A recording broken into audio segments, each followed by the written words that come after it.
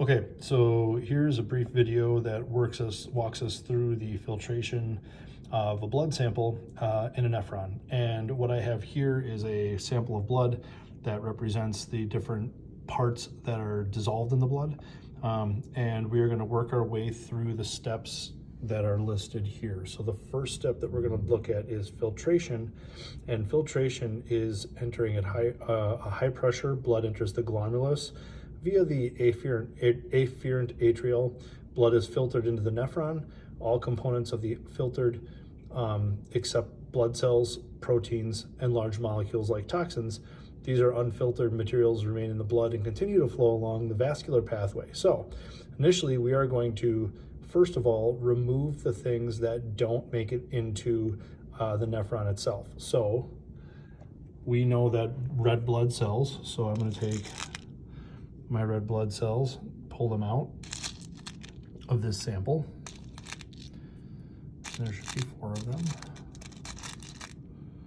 And then, so really what's going to happen is that as this blood sample enters into the nephron, these go into the glomerulus and they don't get processed, so they end up keep moving forward.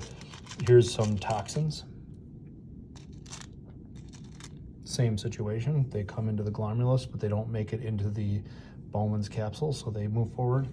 And then lastly are your proteins, which are these lavender or purple beads right here. And so they do the same thing. They make their way into the glomerulus, they don't get filtered, so they make their way through here. And so they're going to basically travel as a group all the way down to here, and we're going to come back to them later. The rest of the sample is going to be dumped into Bowman's capsule. And some of it got away, but the rest of the sample is dumped into Bowman's capsule at this point. And so the next step is that after the blood moves through the afferent atrial into the glomerulus and Bowman's capsule, now I'm going to take what's inside the nephron or Bowman's capsule, which is called your filtrate, and move it into the distal tubule. So these parts here are moved near the distal tubule. Those are the stuff that didn't make it. So now, so the next part of this is reabsorption, which is going to occur at the proximal tubule. That's where selective reabsorption begins. The reabsorption of some components of filtrate require energy and move from the tubule to the capillaries through the transport proteins, and ATP tends to fuel this process. So at this point, we're going to move some glucose and about 1/4 of the sodium ions from the nephron into the capillaries. So that would look something like this. So we're going to have all of our soluble blood particles moving from Bowman's capsule into the proximal tubule. So one of the things that we wanted to pull out was glucose, which is the green stuff in our model, and that's going to end up here. So here's my green stuff. So those are there's my glucose. And it's going to work its way through the blood system. And then I'm going to take out 1/4 of my sodium ions. So sodium ions in this case are white, and there's a total of 8 of them in this scenario. So 1/4 of 8 would be 2. So there we go. So that's in the bloodstream again, reabsorbed. Now, the other part of reabsorption at the proximal tubule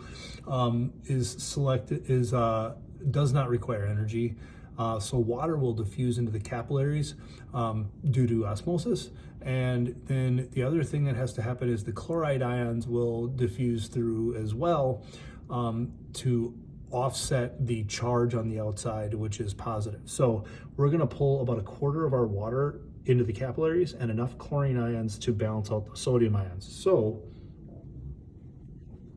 I know there's like 25-ish water molecules here, so I'm going to pull these blue water molecules out, and I'm going to take about 6. So 1, 2, 3, 4, 5, 6. Now these pink beads in here, these are the ones that are the chlorine molecules or chlorine ions. So those are going to be there to offset the sodium. So at this point in my proximal tubule, I have removed some of the water, I have removed the glucose, and I have removed some of the sodium and some of the chloride ions that go back into the bloodstream. Now at this step, the next point, the remaining filtrate, which is the stuff inside the nephron, is moving down to the descending loop of Henle. So we're going to make that happen here, which sort of kind of not as easy as I thought it would be with one hand, sorry. So now I'm in the descending loop of Henle, which is down here. Okay, and so now at the descending loop of Henle, more water diffuses out via osmosis, and so I'm going to take another quarter of that water out. So we had 6, I'm going to take another 6 out, so that's quarter of the total. So 1, 2, 3, 4, 5, and 6. Okay, so I've taken out a bunch of the water now. And at this point, the remaining filtrate moves along the loop of Henle and ends up moving toward the ascending loop of Henle. So if this is my descending, this is going to be my ascending. So we're going to make that happen. Move that stuff around. Sorry for the shaky camera work. Not my best work.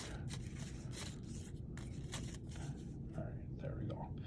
Now, at the ascending loop of Henle, more salt is removed from the filtrate, which again requires more energy. So I'm going to take half of the sodium ions out, which will take another 2 out, followed by an equal amount of chloride ions. So that would look something like this. Here's sodium ion, another sodium ion, and here is a chloride ion, and another chloride ion. Okay. Now,